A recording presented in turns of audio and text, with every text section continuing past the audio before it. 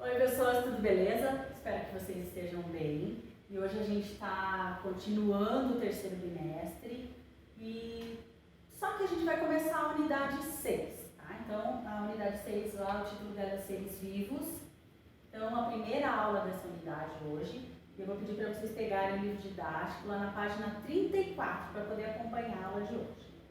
E assim, como toda a unidade do livro didático de vocês, tem sempre uma imagem associada a algumas perguntas, né? E nessa unidade não é diferente. Então tem lá uma imagem com alguns desenhos aqui de umas algas que são fotossintetizantes. Lembram lá do processo da fotossíntese? Então essas algas realizam esse processo. E tem as perguntinhas ali ao lado, tá? Então vocês podem responder essas perguntas no caderno, tá? Não precisa mandar foto, mas a gente vai comentar sobre as respostas na nossa live. Então a ideia é que vocês não pesquisem para responder, tá? A ideia é que vocês utilizem as impressões que vocês têm a respeito desses conteúdos e tentem responder ali. Se não conseguir, a gente vai trabalhar a respeito, tá? E aí, na sequência, lá na página 35, está falando especificamente da classificação dos seres vivos, tá, gente? Mas assim, a ideia de classificar, de organizar os seres vivos, eles querem associar com algumas tarefas do nosso dia a dia, tá? Então, se a gente pensar, por exemplo, numa biblioteca, como que os livros são organizados em uma biblioteca? Como que os livros são classificados em uma biblioteca? Pode ser pelo gênero literário, né? Pode ser pelo público que vai nesse local. Então, qual critério que é adotado para se classificar os livros? Ou filmes, por exemplo, ou uma loja de departamentos, uma farmácia. Que critério é adotado para se classificar os produtos desse local? Tá?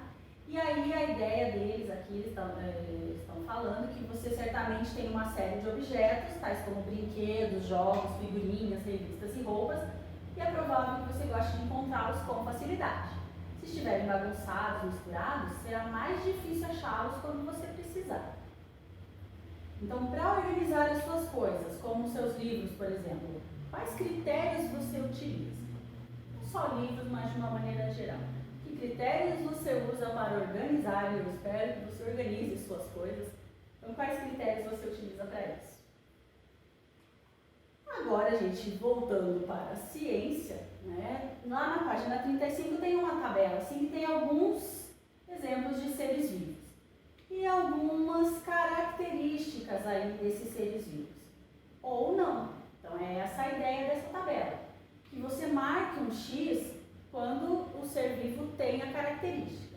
Então se, por exemplo, o cachorro tem osso, você marca ali um X. Se ele tem penas, se ele tem penas, você marca X. Se não tiver, você não marca, tá? E assim para todas essas características aqui, esses seres vivos aqui, você vai marcando o Xzinho quando tem a característica. Daí a gente vai conversar na live. Na sequência, lá na página 36, você vai pegar aqueles seres vivos aqui da tabela, então somente esses aqui, e vai dividir em dois grupos. Então você vai escrever lá quais são animais e quais são plantas, desses daqui. Depois, você vai fazer novamente a divisão dos grupos A e B, que são esses, em dois novos subgrupos. Então você vai pegar ali, daqueles animais ali, quais têm ossos e quais não têm. E das plantas, quais têm flores e quais não têm. Aí sim você pode pesquisar para saber, tá? Se você não souber. E na questão 3, é possível formar novos grupos. Então, ao invés de dividir aqui em animal e planta, animal com osso, sem osso, planta com flor ou sem flor, que outros critérios poderiam ser usados para dividir aqueles seres vivos ali? O que vocês acham? Por exemplo, a locomoção deles, ou no ambiente que vivem, será? Então, que critérios você utilizaria, por exemplo, para classificar aqueles seres vivos ali da tabela? E a gente conversa na sequência. Ainda na página 36, está falando da importância da classificação classificação. Se a gente for pensar em ciências aí, a gente pode perceber que existem seres vivos que estão distribuídos ao longo do planeta, né? Qualquer localização geográfica tem seres vivos. E aí existem alguns critérios para a gente poder nomear esses seres vivos, tá, gente? Por quê? Porque a língua que se fala aqui no Brasil é diferente da língua que se fala nos Estados Unidos, que é diferente da língua da Alemanha, enfim. Então a gente precisa padronizar esses seres vivos, como se estudar esses seres vivos de uma forma padronizada. Então, para isso, é importante a classificação do ser vivo. Vou dar um exemplo para vocês. O pinheiro do Paraná. Tá? Se a gente está estudando aqui o pinheiro do Paraná e existe um pinheiro que é igual, ou seja, da mesma espécie, lá, eu tinha comentado na Alemanha. Então, tipo, lá na Alemanha, tá? Mesma espécie. Então, como que a gente o cientista vai publicar algum artigo falando do pinheiro do Paraná, não vai usar o termo pinheiro do Paraná, porque a gente só fala isso aqui no Brasil. Né? Então, precisa ser um nome científico que todo o mundo saiba que aquela espécie ali tem aquele nome científico. Em qualquer lugar do mundo é aquele nome científico para o pinheiro do Paraná, que no caso é Araucária angustifolia. Então, imagina. Por que a gente usa esses critérios aí de classificação? Então, antes da gente falar como se escreve, como se padroniza a forma de escrever, a gente vai falar por que se usa esses nomes científicos. Então, assim, há algum tempo atrás, há bastante tempo atrás, os seres vivos eram classificados, por exemplo, em seres que tinham sangue quente e seres que tinham sangue frio. Então imagina, planta, fungo, não estava nessa classificação. Né? Aí depois passou a adotar, por exemplo, o ambiente que eles viviam. Então tinha lá os seres aéreos, aquáticos, terrestres. Também não facilitou em nada esse processo. Aí imagine que numa situação aqui, ó, de usar os animais agrupados em úteis, nocivos e indiferentes. Imagina, né? O que pode ser útil para mim pode não ser útil para você, né? Então, esse critério não tem nada a ver. E aí, o que aconteceu, então, é que o nome científico lá foi adotado, tá? E foi utilizado também um critério para se classificar baseado nas ideias de um botânico, que era um cientista lá que estudava as plantas, né, chamado Carl von Linné. E aí a gente mudou, deu uma brasileirada no nome dele, conhecido como Linné. Tá? E daí a gente usou lá os estudos do Linné e até hoje utiliza-se então a classificação baseada nos estudos dele. Então, lá na página 37 tem lá a imagem do Linné e um pouquinho da biografia dele. E tem aí essa ideia do nome científico, tá? Para todas as espécies conhecidas, então um nome único. Então mesmo que você está descobrindo uma espécie aqui no Brasil e de repente uma pessoa lá nos Estados Unidos descobre a mesma espécie lá, você não vai usar um nome brasileiro e ele lá um nome americano, tá? Vocês vão ter que colocar um nome científico, e aí tem que ser o mesmo nome científico, para a mesma espécie, tá? E aí, esse nome científico, como eu comentei com vocês, da pinheiro do Paraná, lá é Araucária angustifolia, ele tem que ser escrito em latim. Tá? Então, por que em latim? O latim é uma língua morta. É uma língua que não vai sofrer variação, não vai ter um novo acordo ortográfico para o latim. Tá? Então, por ser uma língua que não sofre alteração, utiliza-se o latim para os nomes científicos. Beleza? Outra coisa que é importante, o nome científico tem que ser binominal. O que significa isso? Que ele tem duas palavras, tá? Dois nomes.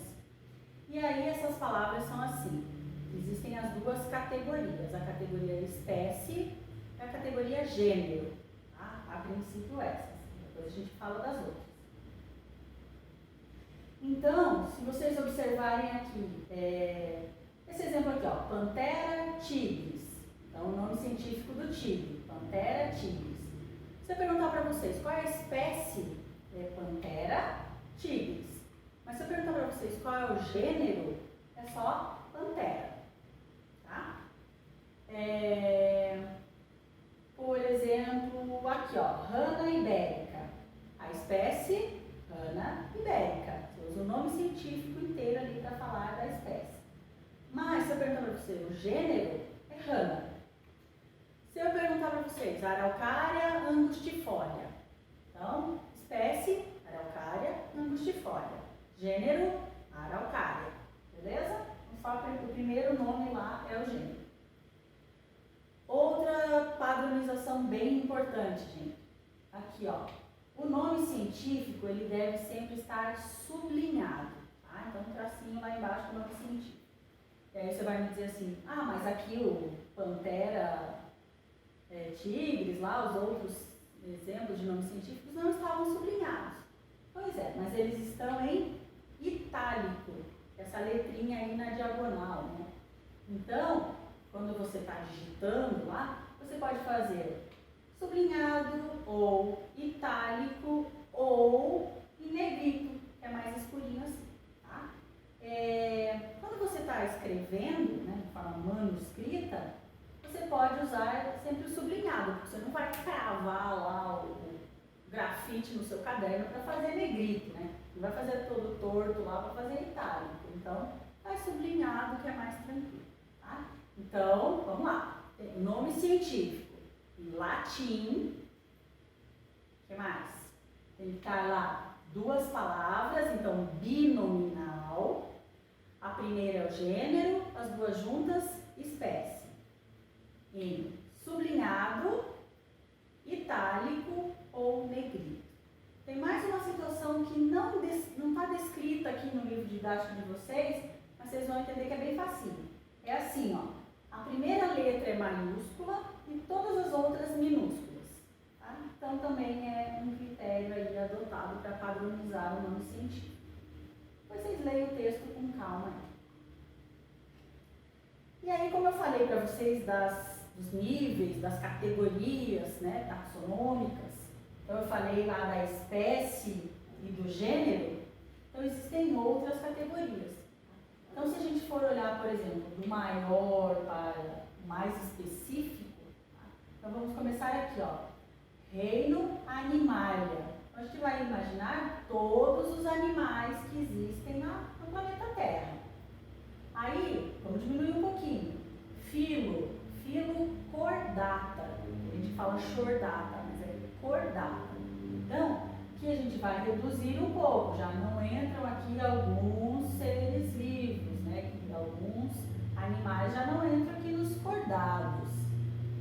Depois, por exemplo, aqui os invertebrados não entram aqui, né? Classe mamália. Então, classe mamália, os mamíferos. Então, a gente já diminuiu um pouquinho aqui. Depois, ordem carnívora. Então, todos que são carnívoros entram na ordem. Então, quem não é carnívoro já ficou de fora. Família Felidae. Tá? A gente pode ter a vontade de ler Felidae, não é, Felidae. A gente não fala lá. Lembra que é latim a gente não fala. Felidae. Então, todos os felinos, de uma maneira geral, a gente fala assim, família Felidae. Gênero, a gente já sabe lá, ó, porque o nome científico é Panthera leo.